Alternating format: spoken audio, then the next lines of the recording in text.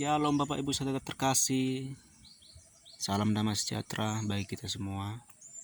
Terima kasih sudah membuka channel ini, channel Saksimu. Dalam sesi ini kita akan berbicara tentang pembaharuan pikiran. Jadi ketika kita sudah lahir baru, kita harus membaharui pikiran kita supaya pikiran kita sama dengan pikiran Kristus.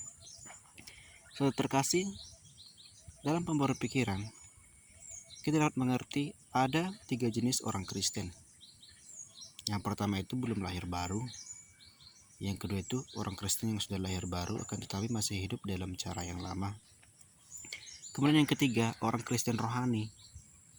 Bagaimana itu orang Kristen rohani? Sudah lahir baru, bertumbuh, dan sampai pada panggilan Tuhan.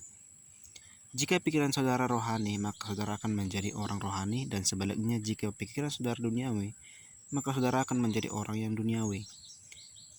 Jika saudara memiliki pikiran Allah, maka saudara akan menjadi orang yang rohani. Tetapi jika tidak bertumbuh, maka akan tetap menjadi orang yang duniawi, atau yang dimaksud dengan orang yang hidup dalam hidup yang lama.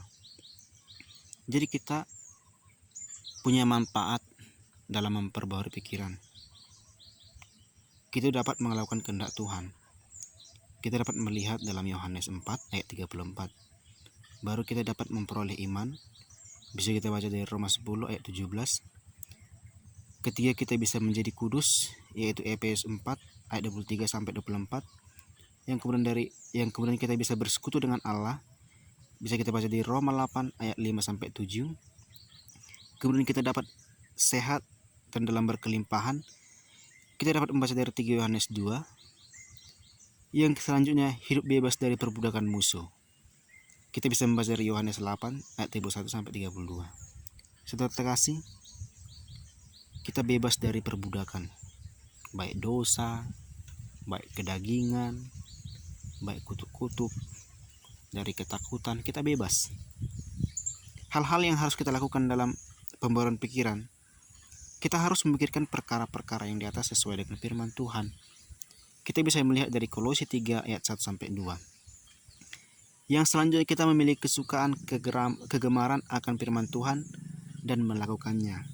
Kita bisa melihat dari Mazmur 1 ayat 1 sampai 3. Kemudian kita melakukan firman Tuhan, kita suka melakukannya. Berarti firman Tuhan kita baca, kita dengar, kita percayai, kemudian kita mengucapkannya, kemudian kita merenungkannya dan menyimpannya di lubuk hati. Supaya apa saudara? Supaya kita dapat mengerjakannya dalam kehidupan kita sehari-hari. Tiap hari kita harus membaca firman Tuhan. Baru kita setia mencatat firman Tuhan ketika kita dalam ibadah. Contohnya di ibadah minggu, ketika para hamba Tuhan menyampaikan firman Tuhan, para pendeta, kita bisa mencatat poin-poin yang penting atau firman Tuhan yang disampaikan para pendeta, supaya kita kembali ke rumah, kita dapat membukanya lagi, dan kita dapat mengerjakan dalam kehidupan sehari-hari. Saudara terkasih, mungkin hanya ini dapat saya sampaikan mengenai tentang pembaharuan pikiran. Semoga saudara diberkati dalam sesi pembelajaran ini.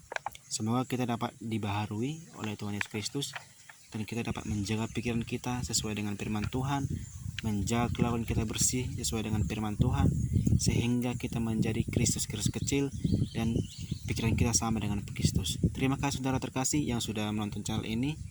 Tuhan Yesus kiranya memberkati saudara.